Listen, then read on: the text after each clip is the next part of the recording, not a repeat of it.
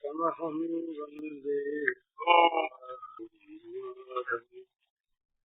श्रीमन्मदनगोपालं वृन्दारण्यपुरन्दरम् श्रीगोविन्दं प्रपद्येऽहं दीनानुग्रहकारकम् वन्दे मुकुन्दमरविन्द कुन्देन्दुशङ्खदशनं शिशुगोपवेशम् इन्द्रादिदेवगणवन्दितपादपीठम् वृन्दावनालयमहं वसुदेवसूनुम्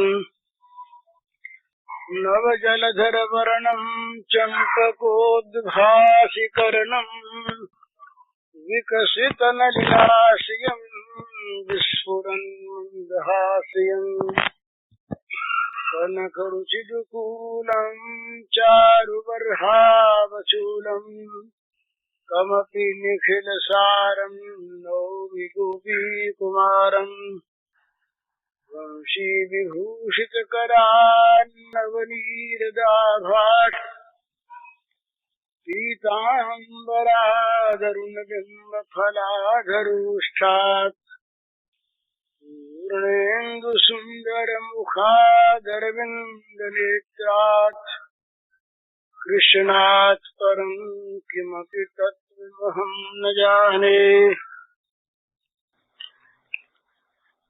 समस्त चराचर प्राणियों के रूप में अभिव्यक्त भगवान के नाते आप समस्त महानुभावों और माताओं के चरणों में मेरा नमस्कार।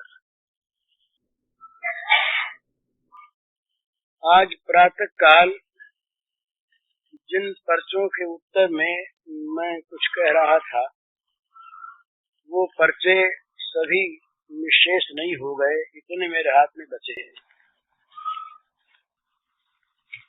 तो उन्हीं में से जिनका उत्तर दिया जा सका देने की चेष्टा करूंगा। एक सज्जन ने एक बात पूछी है, उसका उत्तर प्राय आ चुका, थोड़ा सा उसे फिर कह दिया जाए बहुत संक्षेप में। भगवान एक हैं, दो नहीं। सत्य एक है।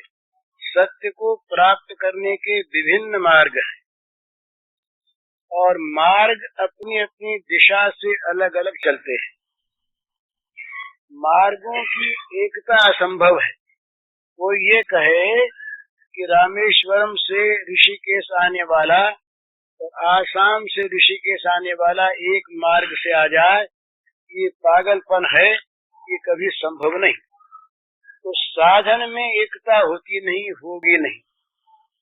विभिन्न रुचि है, विभिन्न अधिकार है, विभिन्न बुद्धि का स्तर है, अलग अलग समझ है।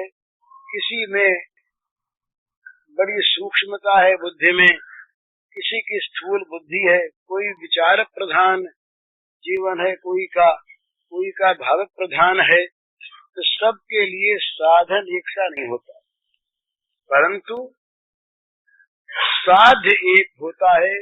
और खास करके परमार्थ में साध्य दो है नहीं। इसलिए किसी भी दूसरे की बात का खंडन करे नहीं,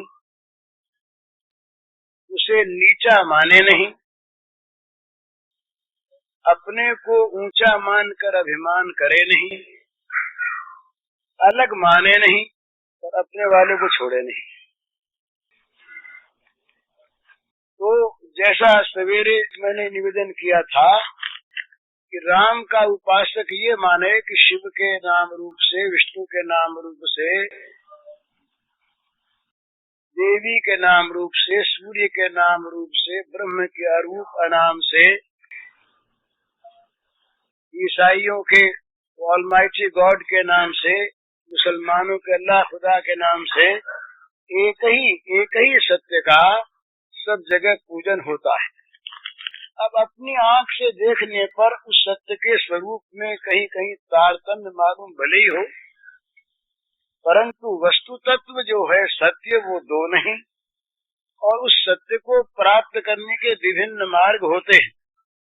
इतना सा देख ले कि जिस मार्ग पर हम चल रहे हैं उस मार्ग में चलने में हम कहीं गिर तो नहीं रहे, उल्टा मार्ग तो नहीं है। उल्टा मार्ग वही जहाँ हमारे जीवन में आसुरी संपत्ति बढ़ने लगे, भोगों की अभिलाषा अनुरक्ति बढ़ने लगे, बुरे कामों में प्रवृत्ति और उत्साह होने लगे, भगवान से संपर्क हटने लगे, राग द्वेष विशेष पुष्ट होने लगे, तो समझना चाहिए कि कहीं न कहीं हमारे मार्ग में गलती है, सुधार करना चाहिए। हिमालय की ओर चलते तो ठंडक मिलती ही, भगवान की ओर आगे चलते तो दैवी संपत्ति के दर्शन धीरे धीरे होते ही। इतना सा सावधान रहे, फिर अपने मार्ग से चलता रहे, दूसरे के मार्ग की ओर न ताके और न उसका खंडन करे। ये एक नीति और बहुत सी बातें इस संबंध में सवेरे कह दी गई थी। एक अंश उसका ये रह गया, तो इसमें पूछा नाम कौन सा जपे, तो जो अपने को अच्छा लगे सो। इसका उत्तर यही, जो अपने को अच्छा लगे सो। अपने यहाँ हिंदू शास्त्रों में, हिंदू ग्रंथों में नाम की बड़ी महिमा है और भगवान के सभी नामों का यशगान किया गया विभिन्न ग्रंथों में। विष्णु, राम, शिव, हरे, न मालूम कितने भगवान के अनंत नाम हैं। 38 सहस्र नाम तो हमारे पास प्राप्त है, 38 सहस्र नाम हमारे संग्रह में हैं और वो सभी भगवान के नाम हैं। तो इसलिए भगवान के नाम सभी भगवत की भावना से ने यूं अपने अपने इष्ट में तुलसीदास जी महाराज ने बड़ा सुंदर सिद्ध किया है कि राम नाम ही सर्वोपरि है। ठीक, राम नाम सर्वोपरि। चैतन्य महाप्रभु कहते हैं श्री कृष्ण नाम सर्वोपरि है, जरूर सर्वोपरि। क्या अर्थ है? एक के अनेक नाम, जिसको जो प्रिय लगे उसके लिए वो सर्वोपरि। और ये बात ठीक जैसे भगवान के रूप के संबंध में भगवान कृष्ण का उपासक ये समझे कि शिव के उपासक, राम के उपासक, विष्णु के उपासक, ये सब मेरे ही कृष्ण के उन नामों से उपासना कर रहे हैं। उनका खंडन नहीं और अपने आप को छोड़ना नहीं। एक बड़ी सुंदर सी कहावत सुनने में आती है, कहाँ तक ठीक मुझे पता नहीं, पर सिद्धांत बिल्कुल ठीक। कहते हैं कि तुलसीदास जी महाराज ब्रज पहुंचे और ब्रज में वो सर्वत्र उनको सुनाई दी कृष्ण की ध्वनि। कृष्ण कृष्ण सबको कहे आग ढाक और कैर, तुलसी या ब्रज में कहा श्री राम सो बैर। विनोद में कहा ऐसा, उनका आक्षेप नहीं था, क्योंकि आक्षेप करने वाले तुलसीदास गीतावली में, ये विनय पत्रिका में संसार को ललकार कर कहते हैं, खबरदार मेरे पास जो आए तुम्हारे कपट रूप को मैंने जान लिया, मैं तो अब जाने वो संसार, बांध न सकई मोहि हरि के बल, प्रकट कपट आगा। वहाँ कहते हैं कि जय हृदय नंद कुमार। और तुलसीदास जी महाराज ने ये कृष्ण गीतावली श्री कृष्ण के बाल लीला के और निकुंज लीला के कुछ ऐसे बढ़िया पद लिखे महाराज तुलसीदास जी ने कि मानो दूसरे सूरदास बोल रहे हैं ऐसा मालूम होता है। तो उनके मन में कुछ कृष्ण और राम में विरोध रहा, वो सो बात नहीं, और विरोध रह नहीं सकता। किसी तत्व के ज्ञाता के मन में विरोध रह नहीं सकता। पर ये बड़ी सुंदर भावना है अपने इष्ट की।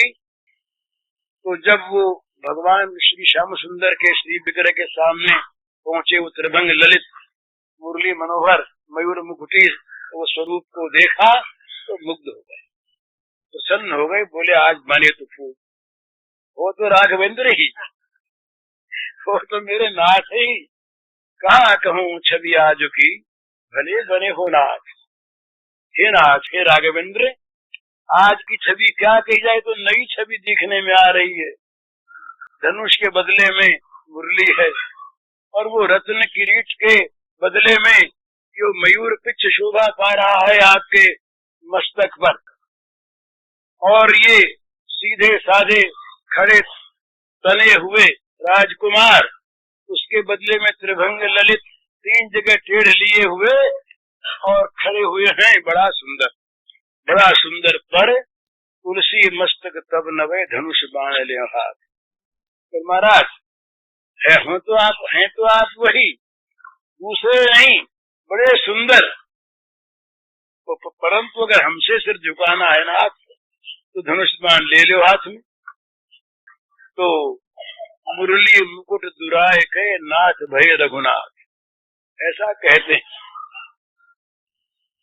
और चाहे ये कल्पना हो पर सिद्धांत सत्य है। तो भगवान के किसी रूप में परायापन न करे, अपने जिस रूप की उपासना उसको छोड़े नहीं। ये सिद्धांत की बात यदि बार बार मनुष्य बदलता रहेगा अपने साधन को, तो साधना में वो सिद्ध नहीं हो सकता। मार्ग यदि बार बार बदलता आदमी, तो किसी भी मार्ग पर आगे बढ़ नहीं सकता। मार्ग का निश्चय करने के समय तो ठीक निश्चय कर ले, और निश्चय करने के पश्चात उस मार्ग पर चलता रहे, आगे बढ़ता रहे, तो आगे से आगे मार्ग बताने वाले उसे मिलते रहेंगे और वो अग्रसर होता रहेगा। तो भगवान के मार्ग के प्राप्त करने का अनेक मार्ग, नाना पथ जुषाम निर्नाम एको गम्य, वो वस्तु तो प्राप्त करने के एक समुद्र, एक नदियां विभिन्न मार्गों से टेढ़ी सीधी जा रही है उस समुद्र के अंदर अपने को समा देने के लिए, मिला देने के लिए। इसी प्रकार भगवान की ओर सब चलते हैं, चलना चाहिए। तो विरोध न करे और अपने वाले को छोड़े नहीं। ये बात, इस प्रश्न का उत्तर तो ही आ गया। दूसरा प्रश्न है, ये है बड़ा सुंदर भाई। ये तीन बात है। सर्वोत्तम बात तो यह है कि सब में अपने भगवान को देखे, ये तो सर्वोत्तम बात। ब्राह्मण हो या चांडाल हो, पशु हो या पक्षी हो, जड़ हो या चेतन हो, एक इस प्रकार का सुंदर साधन है। अगर हम लोग कर सकें तो बड़ा सुंदर दिन भर भगवान की पूजा होगी।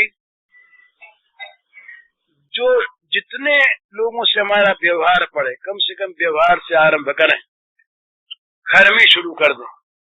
बच्चा सामने आया, छोटा बच्चा माँ के सामने आया, पिता के सामने आया, बच्चा सामने आते ही मन में ये धारणा कर लें, याद कर लें, इस बच्चे के रूप में मेरे प्रभु सामने खड़े।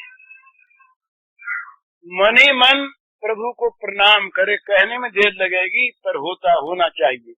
मन ही मन बच्चे को प्रणाम करे और प्रणाम करके ये कह दे कि इस समय आप इस बच्चे के रूप में हैं और मैं पिता के रूप में हूँ। एक्टिंग होगा स्वांग के अनुसार। मैं पिता के रूप से व्यवहार करूंगा आपसे और आप पुत्र के रूप में, परंतु नाथ व्यवहार करते समय भूलू नहीं कि इस रूप में आप हैं। टट्टी साफ करने वाली भंगिन आ गई, भंगिन भैया आ गई सामने। भंगिन के रूप में भगवान को देखिए, और हैं भगवान निश्चित। भंगिन के साथ खाने का आग्रह नहीं, पर भंगिन को भगवान समझने का जरूर आग्रह। भंगिन को भगवान मानिए और मनी मन भंगिन को प्रणाम कीजिए। इस रूप में नाथ आप मेरे सामने खड़े हैं, मैं प्रणाम करता हूँ। अब आप पाखाना साफ करेंगे, ये एक्टिंग आप इस समय, और मैं इस समय ऐसा बन के बैठा हूँ, पर इस काम करते समय भी मैं पहचान सकूं कि आप मेरे स्वामी हैं, दूसरे कोई नहीं। तो उस भंगिन के साथ दुर्व्यवहार नहीं होगा। तो ये एक नियम बना ले। इसको भागवत में कहा मृत्युंजय योग। एकादश के अंत में ये आया है कि गाय, गधा, सुअर, ऊंट, इन सबको दंडवत प्रणाम करें। तो चाहे हम दंडवत न करें, वो दंडवती स्वामी एक हुए महाराष्ट्र में, उनका नाम था दंडवत स्वामी। दंडवत स्वामी नाम पड़ा इसीलिए कि वो सबको साष्टांग दंडवत प्रणाम कर, दंड की भांति लकड़ी की भांति गिर कर जमीन पर, दंडवत का ही अर्थ तो प्रणाम किया करते थे। वैसा हम न करें, परंतु ये हम समझ लें, मान लें कि प्रत्येक रूप में हमारे सामने भगवान आते हैं, दूसरा आता नहीं। इस भाव से हम घर में व्यवहार शुरू करें तो क्या होगा?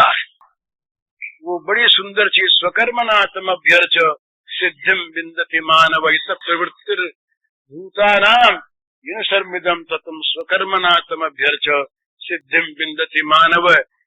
जिनसे ये सब निकला और जो सब में व्याप्त हैं, फैले हुए हैं, छाए हुए हैं, उन भगवान का अपने कर्म के द्वारा पूजन करे। घर में, दुकान में, बाहर, भीतर, कोर्ट में, गंगा के तीर पर, जंगल में, जहां भी हम जाएंगे हमारे भगवान वहां हमारे साथ और हमारी पूजा ग्रहण करने के लिए तैयार। हम रात को सोते हुए नींद के द्वारा उनकी पूजा करें। हम भोजन करते समय भोजन करने की क्रिया के द्वारा उनकी पूजा करेंगे। हम बातचीत किसी से करते समय उस बातचीत के द्वारा भगवान की पूजा करेंगे। बस हमारा भाव स्वकर्म से पूजा बन जाए और जिससे हम बात करें उसमें हमारी भगवत बुद्धि हो जाए, ये भगवान। तो इस ऐसा यदि हो जाए तो दिन भर भगवान के दर्शन और दिन भर भगवान की पूजा, दिन भर भगवान का संग प्राप्त होता रहे। तो ये एक सर्वोत्तम योग है, एक तरीका है, साधन है दिन भर भगवान की पूजा का। तो जो कर सकते हो वो इस प्रकार से करे, सब में भगवान को देखे। ये अगर न हो तो दूसरा ये तरीका है, सब में अपने आप को देखे। वो भक्ति की भावना, ये ज्ञान की भावना, सब में आत्मा को देखे। देख सर्वभूतस्थमात्मानम सर्वभूतानि चात्मनि ईक्षते योग युक्तात्मा सर्वत्र समदर्शनः। सर्वत्र जो समदर्शन, समान देखने वाले योगी क्या देखते? ये आत्मा में समस्त प्राणी, समस्त भूत आत्मा में और आत्मा समस्त भूतों में। आत्मा अन्वय व्यतिरेक के द्वारा आत्मा ही ओतप्रोत है।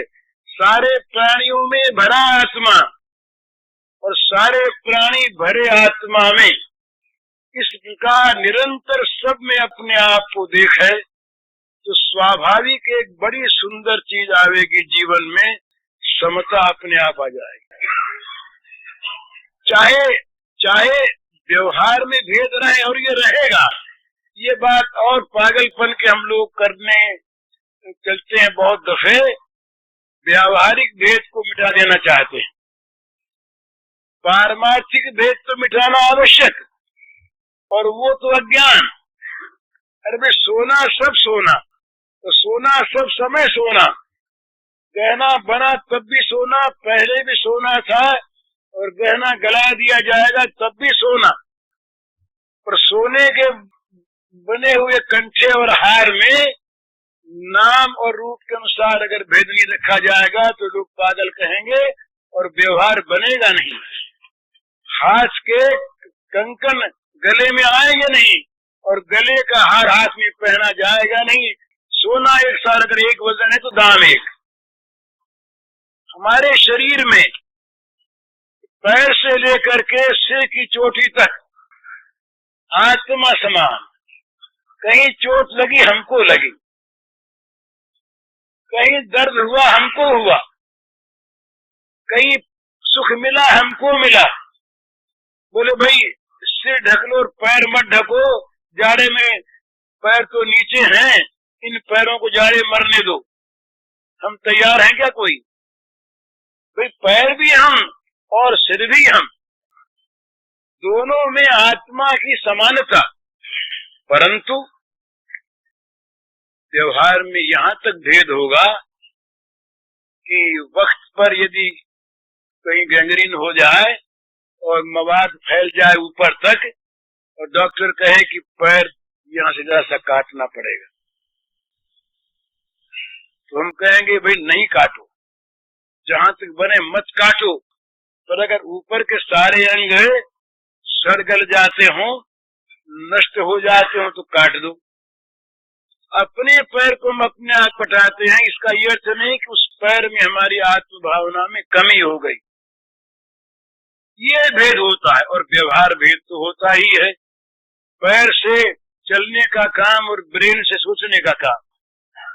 अब कहीं हम कह दें दिमाग को कि तुम पैर का काम करो और पैर को कह दें तुम दिमाग का काम करो, तो दोनों के काम बिगड़ जाएंगे, होगा नहीं। अब दिमागी काम करने वाले जो लोग आज भी साम्यवादी देशों में भी, जहां पर दिमागी काम करने वाले वैज्ञानिक जो अन्वेषण करता है, वो क्या फावड़ा लेकर खेतों में जाते हैं? जाए तो काम हो नहीं सकता, पर वो खेतों के मजदूर क्या वो वैज्ञानिक आविष्कार कर सकते हैं? वो कर नहीं सकते। रोटी सबको मिलनी चाहिए, कपड़े सबको मिलने चाहिए, सम्मान सबका रहना चाहिए, जिंदगी सबकी मूल्यवान, सबकी जिंदगी का पोषण होना चाहिए। ये न करना पाप, घृणा करना पाप, नीचा समझना पाप, पर काम सबका एक सा हो जाए तब साम्यवाद आवेगा। ये कभी जगत में आज तक आया नहीं, आवेगा नहीं, आ सकता नहीं। एक बीमार आदमी वो खा नहीं सकता, एक की खुराक ही कम नहीं खा सकता, और एक मेहनत करने वाला आदमी अगर 2 सेर न खाए उसका काम चलता नहीं।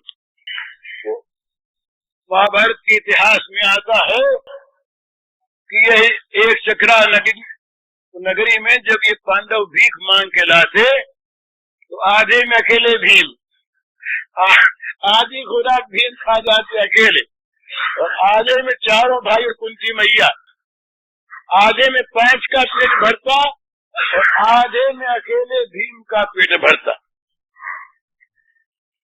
तो अब अगर भीम को उन 5 को समान खुराक देने लगे तो भीम तो भूखों मर जाए, और उनको अगर भीम की खुराक खाने को बाध्य करें तो वह अपची होकर मारा बीमार हो जाए। तो खाना एक सा संभव नहीं, बुद्धि एक से नहीं, कद एक सा नहीं, परिमाण एक सा नहीं, वजन एक सा नहीं, विचार शक्ति एक सी नहीं, पर सबको सुख पाना है, ये चीज एक सी। सब में आत्मा है एक सी, सबको दुख होता है, दर्द होता है, ये बात एक सी। तो इस प्रकार से जहाँ आत्म भावना हमारी होगी, सारे विराट में सब जगह एक आत्मा हम फैले हुए, तो हम कहाँ बैर करेंगे? अपने आप से कोई बैर करता है क्या? अपने आप को कोई गाली देता है? अपने आप को कोई मारता है? कोई नहीं।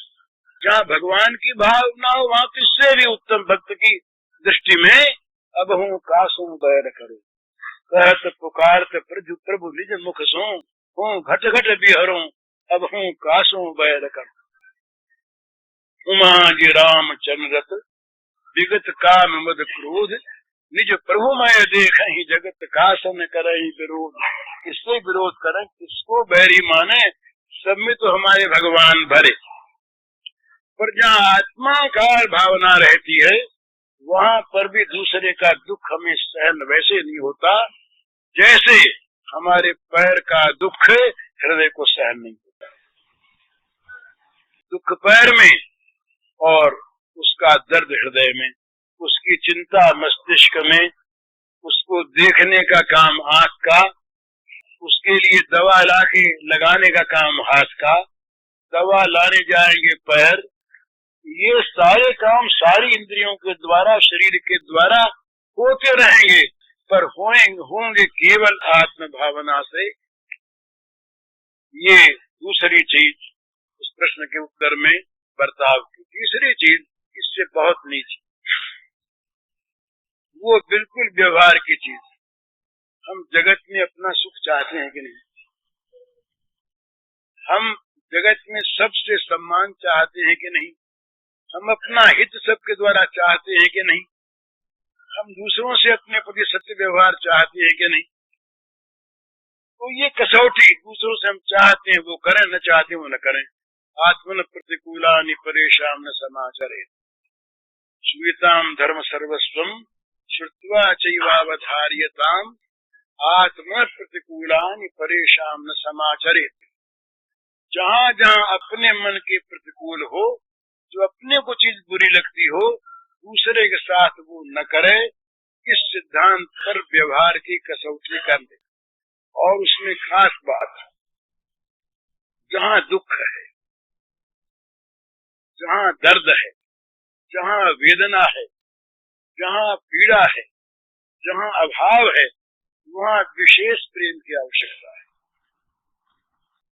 ये समझने का विषय है। भला ये स्वार्थी संसार आज का जिसमें हम लोग हैं, जब तक, और ये हमेशा से आया कम ज्यादा, जब तक अपना स्वार्थ सधे तब तक बड़ा प्रेम, और स्वार्थ जब सधना बंद हो जाए तब उसको अनुपयोगी मानकर, हमारे यहाँ है कि भाई पिता माता बूढ़े उनकी सेवा करो, गाय दूध देते देते बूढ़ी हो गई, अब उसको पालो। आज का अर्थवादी यही कहता, वो कहता है बूढ़ी गाय अनुपयोगी, उसे काट डालो। कहता मत, आप तो सुन करके सिर जाते हैं, आपका कितना सुंदर हृदय है। वो तो इस प्रकार की योजना बनती है। महाराज एक योजना बनी, उसमें मैंने बताया था, एक सरकारी योजना, उसमें ऐसा कहा गया है कि लोगों में मांसाहार की प्रवृत्ति बढ़ाई जाए, जिससे सरप्लस जो पशु हैं ये काम में आने लगे, लोगों को मांस खाने की प्रवृत्ति ज्यादा हो। ये आज का युग है, चल रहा है, कसाई खाने खुल रहे हैं 3-3, 4-4 सरकारी योजना के अनुसार। तो मुर्गी इंडस्ट्री और बकरा इंडस्ट्री और सुअर इंडस्ट्री, मछली इंडस्ट्री, ये सब इंडस्ट्रियां बन रही हैं। क्या है, मनुष्य राक्षस बन जा रहा है। दूसरे जीवों की ओर मनुष्य देखता नहीं कि उनका दुख हमारा दुख, उनको भी दुख होता। उस दिन मैंने बताया था ना, नामदेव ने एक दिन कुल्हाड़ी लेकर के, छोटा बच्चा नामदेव ले आया कुल्हाड़ी, और माँ के सामने बैठ करके जरा ये पैर पर छीलने का सा उपक्रम करने लगा। तो माँ बोली, बेटा क्या कर रहे हो, ये लग जाएगी। तो नामदेव ने कहा, देख रहा था, जरा परीक्षा कर रहा था, दर्द होता है कि नहीं। तो बोली, ये कैसे? बोले, मैया तुमने कहा था उस दिन कि उसकी गाछ की छाल उतार ले आओ, तो मैं गाछ की छाल उतार लाया था, उससे रस टपकता था। तो मेरे मन में आया कि गाछ को वेदना नहीं हुई होगी, और रस टपका शायद वेदना हुई हो। तो मैं परीक्षा करना चाहता था अपने पैर की छाल उतार करके कि वेदना होती है या नहीं। आत्मरूपम सर्वत्र समं पश्यति अर्जुन। ये चीज जब हृदय में मनुष्य के आ जाती है, नामदेव वाली, तो दूसरे का दुख उसका दुख बन जाता है। ये दो बात याद रखिए महाराज, मुझे आशीर्वाद दीजिए, मैं भी याद रखूं। कभी भी दूसरे का दुख अपना सुख न बन जाए, कभी भी। ये महान अभागापन होगा, जीवन का महान दुर्भाग्य होता है मनुष्य का, जब वो मनुष्य किसी दूसरे के दुख में सुख का अनुभव करता है। ये उसका महान दुर्भाग्य है। वो दूसरी बढ़िया चीज, जहां भी अवसर आवे, जहां सुविधा हो, जहां शक्ति हो, जहां आवश्यकता हो, वह अपना सुख दूसरे के दुख को हटाने में देता रहे। अपने सुख को दूसरे के दुख के नाश के लिए दे दे, बिना विचारे दे दे। बड़ा सुख मिलेगा उसको महाराज, कभी घाटे में नहीं रहता वो। ये केवल और केवल एक वहम की बात है कि हम घाटे में रह जाए। एक कथा आती है, पौराणिक कथा है। एक राजा रहे, बड़े धर्मात्मा राजा, धर्मशील। उन्होंने अपने जीवन में सब अच्छे अच्छे काम किए, पाप किया ही नहीं। उनके जीवन में एक पाप बना, और वो पाप हमारे जीवन में तो शायद रोज ही बनता हो, उससे बड़े बड़े। वो पाप क्या बना, उस राजा ने अपने जीवन में एक बार अपनी निर्दोष पत्नी का अपमान किया। हम तो आज के आदमी ये मानते हैं कि स्त्री पैर की जूती, कह देते हैं ऐसा, पाप है भला। स्त्री में और पुरुष में भेद क्या है? दोनों मिलकर एक दूसरे की पूर्ति करते हैं, छोटे बड़े का कोई भाव नहीं। स्त्री अगर पुरुष को परमात्मा मानती है, उसका दूसरा लक्ष्य है, स्त्री बाहर जा नहीं सकती। स्त्री घर का काम अगर न करे तो गृहस्थ बिगड़ जाए, उसका घर में रहना, बच्चों का पालना, घर का काम करना उसके लिए अत्यावश्यक। वो कब गीता सुनने जाए, वो कब कहाँ जाए, तो उसके लिए ये घर में मंदिर होना चाहिए। तो ऋषियों ने सोचा बड़ा सुंदर तरीका कि भाई ये भगवदाकार वृत्ति होनी चाहिए, तो उनके लिए विधान कर दिया बड़ा सुंदर कि घर तुम्हारा मंदिर और तुम्हारे स्वामी ये परमेश्वर, और इनकी सेवा का काम ये भगवान की पूजा। तो इस प्रकार से भगवान की पूजा घर में रहकर करो। तो भगवान भगवान पति भगवान पति भगवान करते करते पति तो रह जाए, वो तो ईश्वर चीज, और भगवान के आकार की बुद्धि बन जाएगी, भगवत प्राप्ति हो जाएगी। ये भगवत प्राप्ति का साधन है। पुरुषों का नाम पट्टा नहीं लिखा गया कि वो परमेश्वर है और वो गुलाम है, ये कभी नहीं। स्त्री को गुलाम मानने वाला पाप करता है, आत्मा में भेद नहीं। और अगर वो उसमें भगवान है तो वो हमारे लिए भगवान की भांति पूज्य है। काम अलग अलग, फंक्शन अलग अलग, ये कार्य के भेद आत्मा में भेद नहीं करते, कार्य के भेद ईश्वरता में भेद नहीं करते। तो उस राजा ने एक पाप किया अपने जीवन में, अपनी निर्दोष पत्नी का एक बार अपमान किया। उसके लिए पाप का दंड विधान हुआ। कि सुनने लायक बात है। दंड विधान ये हुआ कि उस राजा के जीवात्मा को ले जाए नरक के मार्ग से, और कुछ नहीं, नरक के रास्ते से, नरक के समीप से उसको ले जाया दिव्य लोकों में, जाएगा दिव्य लोक में। वो उसके जीवन में इतनी पुण्य राशि है जो उसकी दुर्गति कभी होने नहीं देगी, पर उसके एक छोटे से पाप का फल भुगता देना है कि नरक के रास्ते से उसको ले जाया जाए। तो यही हुआ। विधान के अनुसार देवदूत, यमदूत नहीं, देवदूत बड़े आराम से उसके जीव को ले जाने लगे। जब वो नरकों के समीप पहुंचा तो बड़े जोरों से कराहने की आवाज उसको सुनाई दी, जैसे कोई पीड़ित यातनाग्रस्त लोग प्राणी करा रहे हों, असहाय होकर के रो रहे हों, क्रंदन कर रहे हों, ऐसा सुनाई दिया। तो राजा ने पूछा कि भाई ये क्या है?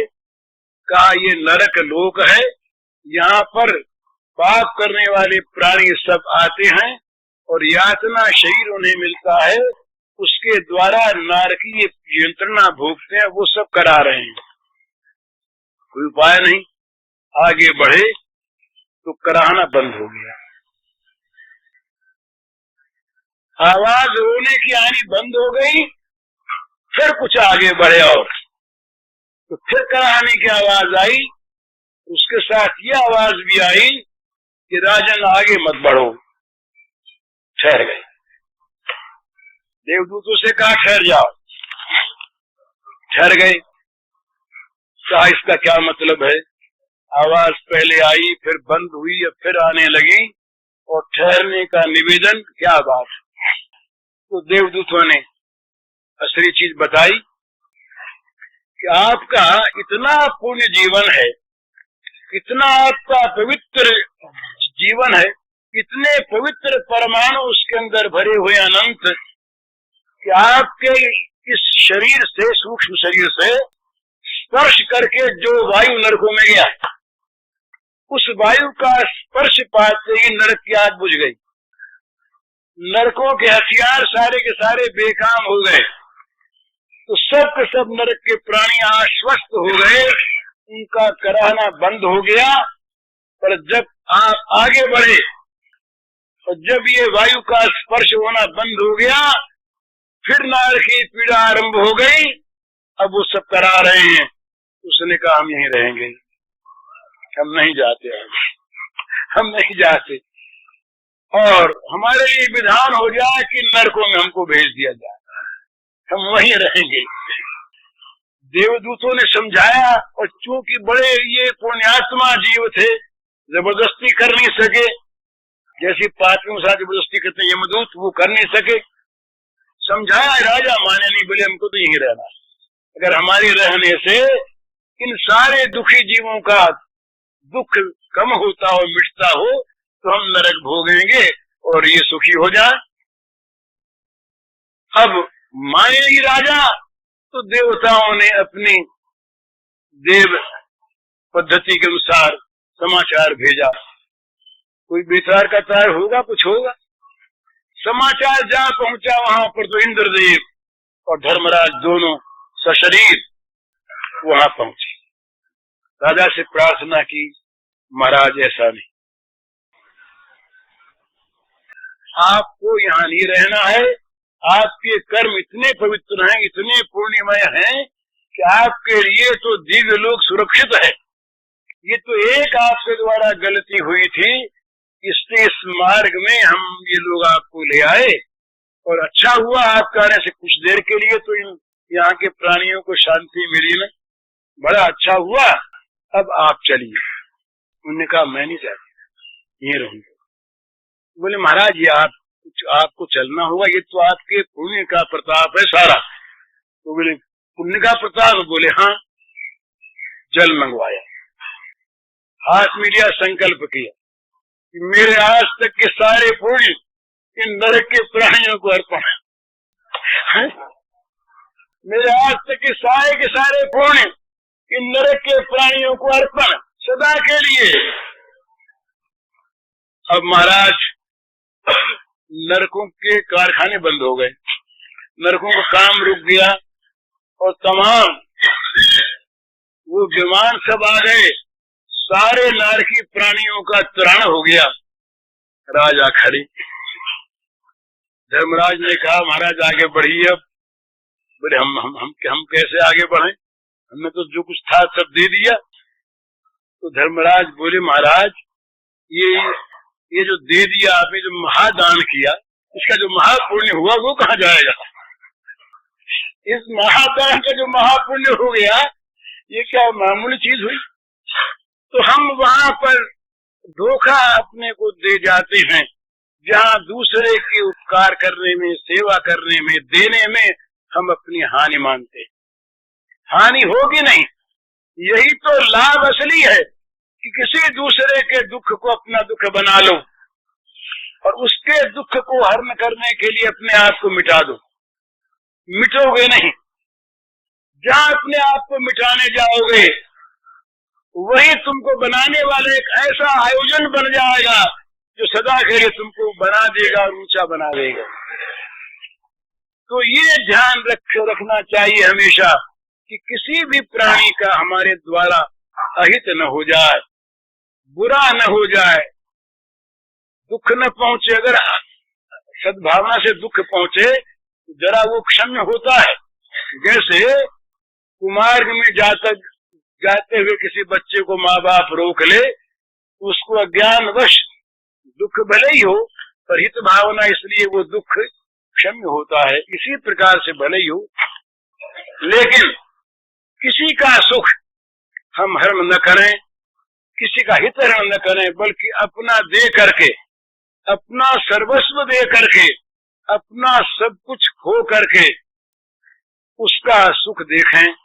ये अपने जो आजकल चर्चा हो रही प्रेम की, प्रेम का तत्व यहीं पर आकर के प्रेम का प्रारंभ होता है। जहाँ प्रेमास्पद के सुख के लिए अपने सर्वस्व का परित्याग हम करने को तैयार हों, वहां से प्रेम प्रारंभ होता है। बिना त्याग की भित्ति के प्रेम का महल कभी बनता नहीं, नींव नहीं लगती महाराज। सबसे पहले त्याग चाहिए, अपना अपना त्याग, अपने सुख का त्याग, अपने स्वार्थ का त्याग, बस प्रीतम का स्वार्थ, अपना स्वार्थ। तो ये प्रीतम भाव सब में हो जाए, सब भगवान के रूप। अब रोने तो बच्चे को, अपना रोता अपनी जगत में।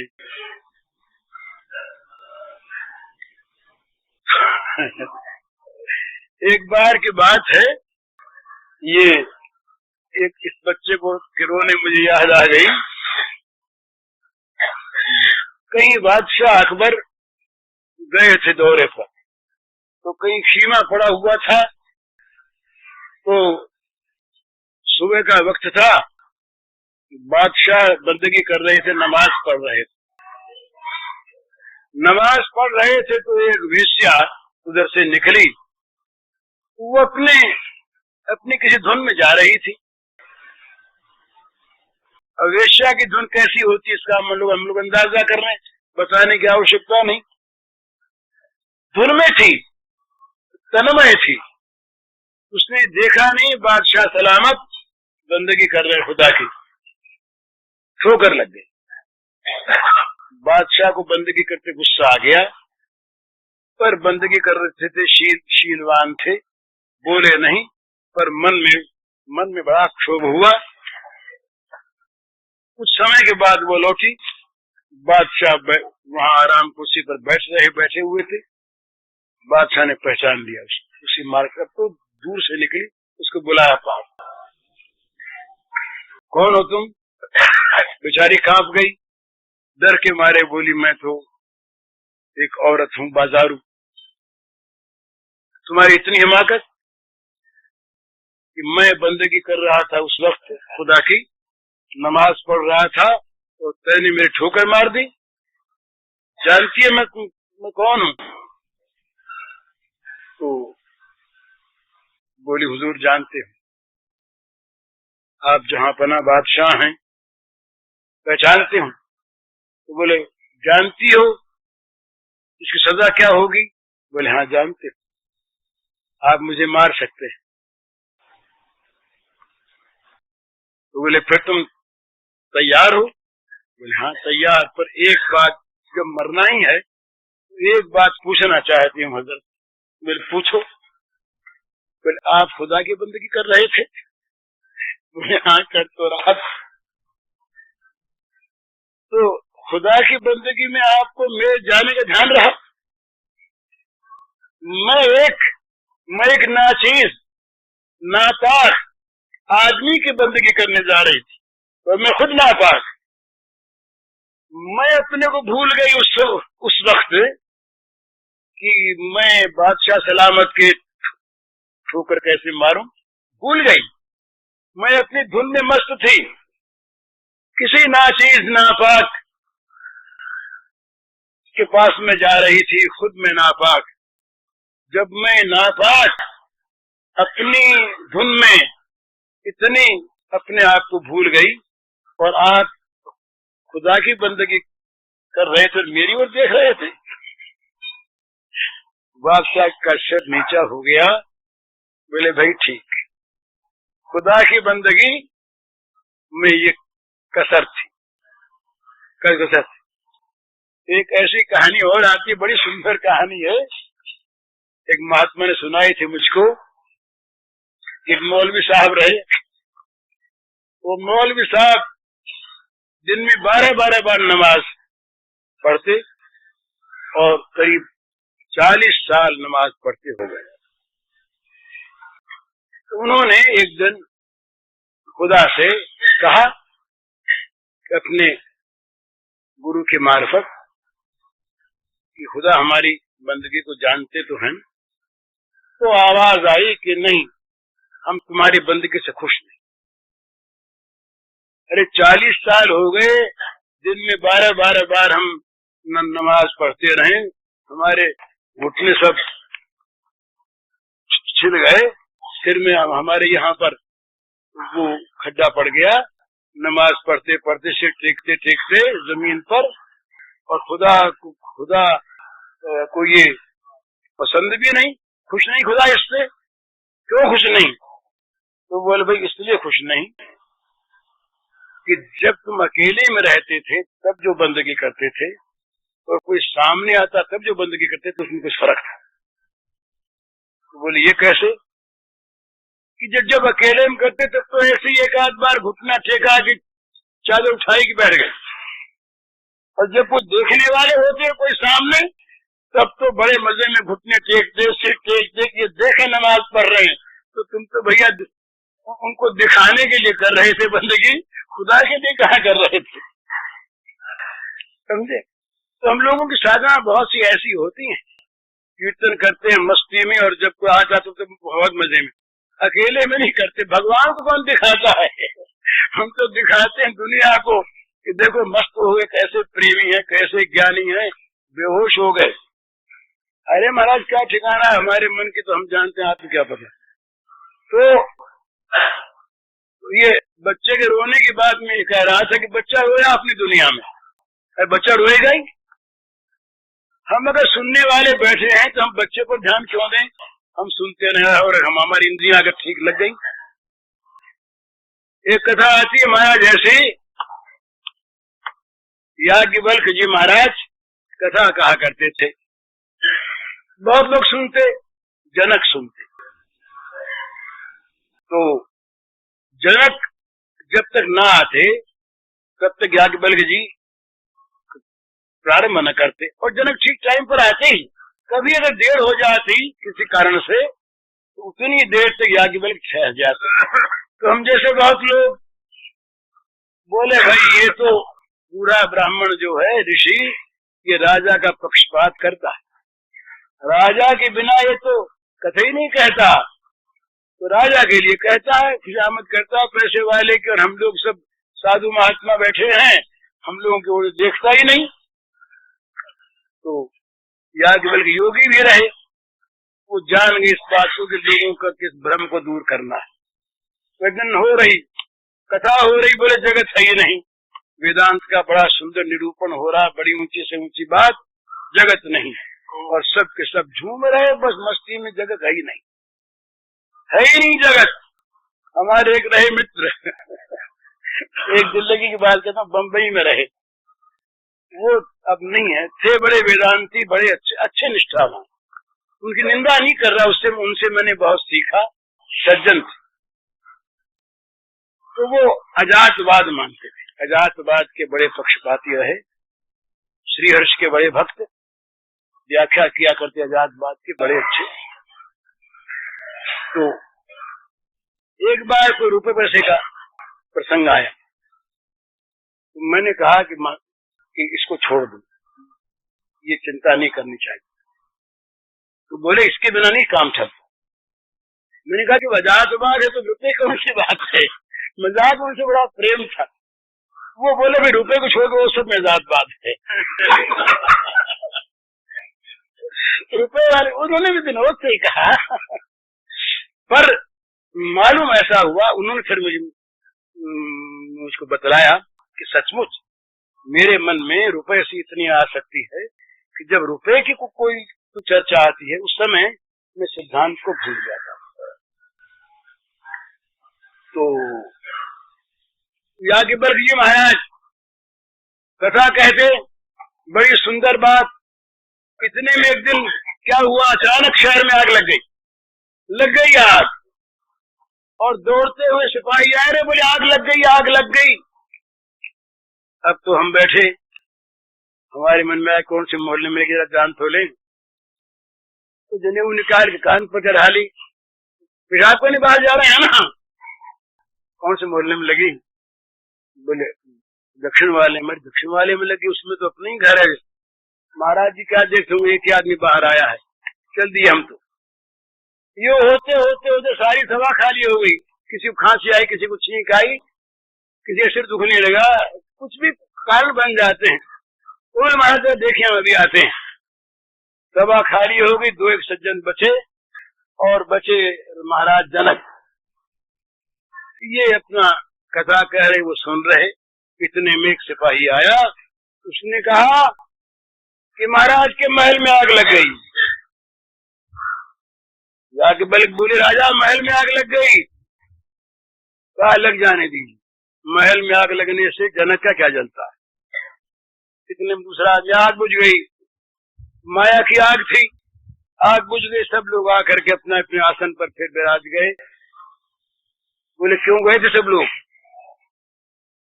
जनक तो नहीं गया। तब लोगों के समझ में बात आई कि अधिकारी कौन है। तो जब सत्संग होती, हर चर्चा होती और बच्चा जी रोया और वक्ता के भी कान में बच्चे का रोना आ गया, तो श्रोताओं को भी आ गया। तो जरा समझने की चीज है, श्रवण में भी तन्मयता नहीं होती है। इसका ये अर्थ नहीं कि बच्चों को यहाँ ला करके हल्ला गुल्ला कल से मचाना शुरू कर दिया जाए, बोले भाई जी कह गए।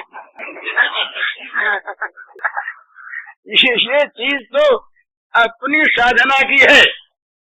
जब हम किसी साधना में हम लग रहे हैं, उस समय बाहर की चीज पर अगर हमारा चित्त जाता है तो हमारा चित्त उसमें ठीक ठीक लगा नहीं। तो चित्त जब तक नहीं लगता तब तक वो वस्तु प्राप्त नहीं होती महाराज। तो चित्त की संलग्नता बड़ी आवश्यक होती है साधना में। तो मैं बात कह रहा था वो एक दूसरी, कि सब में भगवान को देखे या सब में आत्मा को देखे या व्यवहार को ही देखे, तो जो व्यवहार अपने को बुरा लगता है वो दूसरे को लगता होगा, जो व्यवहार अपने को अच्छा लगता है दूसरे को लगता होगा।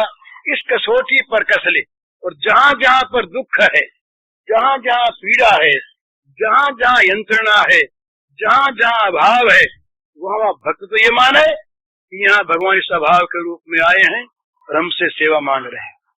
जहाँ बीमार दिखे वहाँ समझे कि भगवान बीमार बन के सेवा मांग रहे हैं। जहाँ अन्न वस्त्र का अभाव हो वहाँ देखे कि भगवान यहाँ ये अपाहिज बनकर, दीन बनकर, अकालग्रस्त बनकर हमसे अन्न मांग रहे हैं। इस प्रकार से जहाँ जहाँ अभाव हो वहाँ वहाँ भगवान को विशेष देखकर सेवा में प्रवृत्त हो जाए। हम चाहते हैं ना ये अवस्था हमारी हो जाए कि भाई हमारा पैर कट रहा, सिर कट रहा है और हम आराम से नाम ले रहे हैं। तब तो बात दूसरी। और अपने आराम में तो ख्याल आ जाए बोले हमको जगह मिलनी चाहिए, आश्रय मिलना चाहिए, और दूसरे के लिए हम वेदांती या प्रेमी बन जाए एकदम ही। भगवान इसीलिए सर्वभूत रहता है, सब जगह लगाए कहीं पर। ये वेदांत के, ज्ञान के और भक्ति के नाम पर कर्तव्य से विमुख न हो जाए, ये तो सीधी बात है। बोले हम तो संसार है ही नहीं तो सबको मरने दो। हमारे मरने की बात होगी तो सोचेंगे। हमारे एक मित्र रहे जयदयाल जी कसेरा, बड़े सत्संगी, हमने उनसे बहुत सीखा। पढ़े लिखे नहीं थे पर हमने उनसे बहुत सीखा। उनकी बात हमें बहुत याद आती है, अभी कही हुई उनकी बात।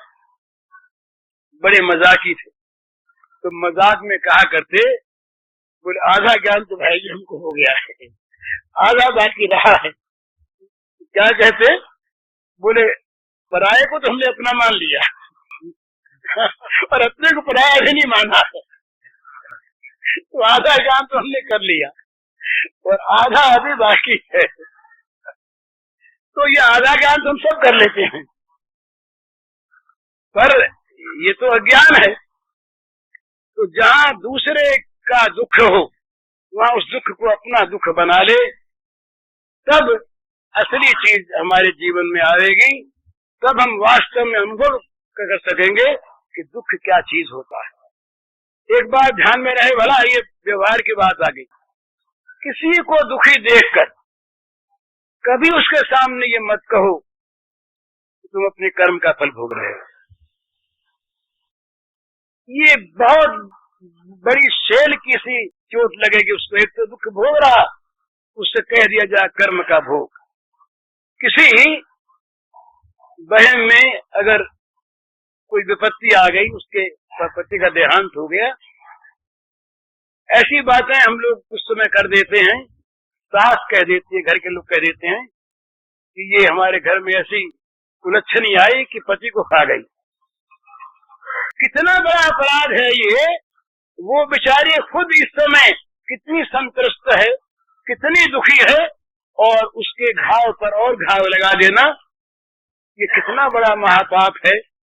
ये देखने की चीजें पर हम देखते कहाँ हैं? हम अपने सुख के सामने उसके दुख को भूल जाते हैं। ये एक माई ने आज पूछा है, इसमें है एक प्रश्न, विधवा का धर्म क्या है? तो विधवा का धर्म बतलाने के पहले हमें, हम तो आज नहीं फिर कभी न सही, विधवा के साथ हमारा कर्तव्य क्या है ये पहले देखना है। उसका धर्म बताने के पहले हमारा कर्तव्य, हम विधवा हो ये माने कि हम जो आज बैठे या बोल रहे हैं, हम स्त्री बने और हम विधवा हों और हमारे साथ बुरा बर्ताव हो, उस समय हम क्या सोचें, ये देखकर, ये सोचकर फिर विधवा का कर्तव्य बताना है। विधवा आदमी है। हम कह देते हैं आज बड़ी हिमाकत के साथ, सर्वस्व का त्याग कर दो। अरे तुम कर रहे हो, कितना तैयार हो?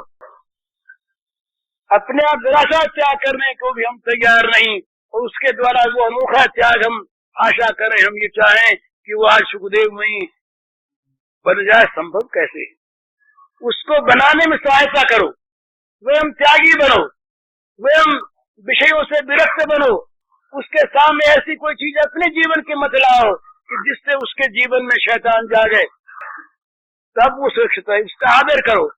जैसे घर के अंदर सन्यासी हमारे आश्रम में पूज्य है, हम गेरुआ देखकर उनके सामने प्रणाम करते हैं, ऊंचा मानते हैं, इसी प्रकार विधवा देवी को घर की देवी मानो, उसकी पूजा करो, उसकी उपासना करो, उसको सुख पहुंचाओ। सुख पहुंचाने का ये अर्थ नहीं कि उसको विषयों में डाल दो, ये नहीं। वो ये समझे कि मेरे साथ भी सद्बर्ताव होता है, मुझे भी लोग आदमी मानते हैं, मेरे साथ भी वो अच्छा बर्ताव करते हैं। भूल जाते हैं लोग, सास भूल जाती है, बहू भूल जाती है, ननद भूल जाती है, ये नहीं सोचती कि कल मैं विधवा हो जाऊंगी तो है। वो बच्ची जो किसी दूसरे के घर से आई, किस घर में आई, जिसको वो कुछ कह सकती थी मेरा, वो नहीं रहा, अब क्या सब उसको ये कह दे कि तुम बिल्कुल पराई हो, निकलो घर से, तुम्हारा कोई अधिकार नहीं। ये नृशंसता है, निर्दयता है, ये समाज का पाप है, ये समाज का पाप समाज को खा रहा खाएगा। विधवा में भगवान को देखो और उसके भगवान को जगाओ, उसके सामने विषयों की चर्चा न आने दो, पर न आने दो अपने चरित्र के द्वारा, अपने त्याग के द्वारा। तब उससे आशा करो कि वो कितना ऊंचा बन सकती है, कितना ऊंचा बन, अभी वो ऊंची है।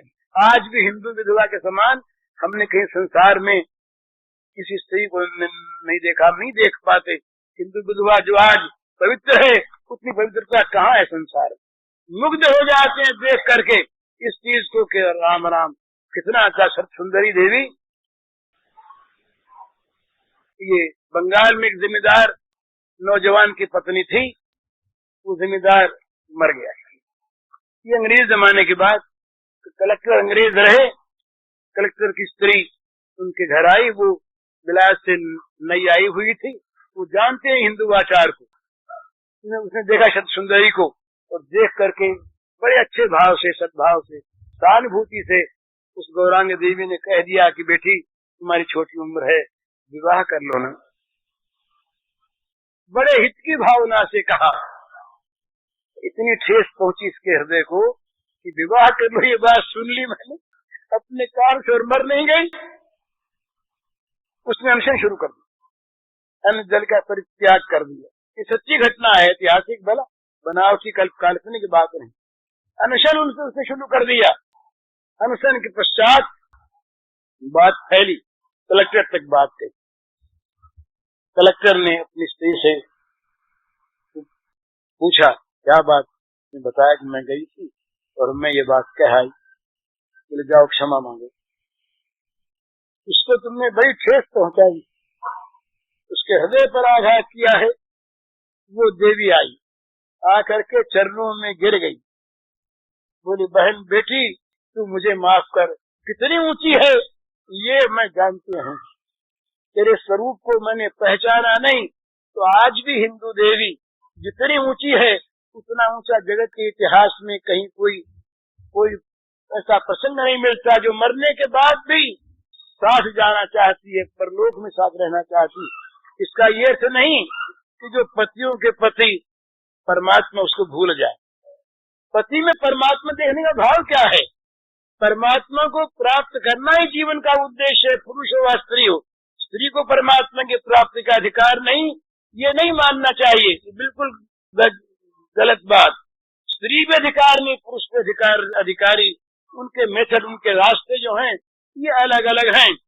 वहाँ न स्त्री है न पुरुष है, वहाँ तो स्त्री पुरुष दोनों से अतिरिक्त वो तो अलिंग है, उनके लिए कोई बात नहीं। तो उन भगवान की सेवा करने के लिए तो सबको तैयार रहे। कोई पति के द्वारा सेवा करे, कोई परम और पति की सीधी सेवा करे। मीरा ने विवाह करके भी विवाह नहीं किया, विवाह हो गया उनका रणछोड़ जी से, और फिर वो जब तक स्वामी जीवित रहे उनकी सेवा की, उसके बाद उन्होंने रणछोड़ जी को पति मान लिया। पर उसके पति मानने का ये थोड़ी अर्थ है कि उसका शरीर कहीं भ्रष्ट हुआ।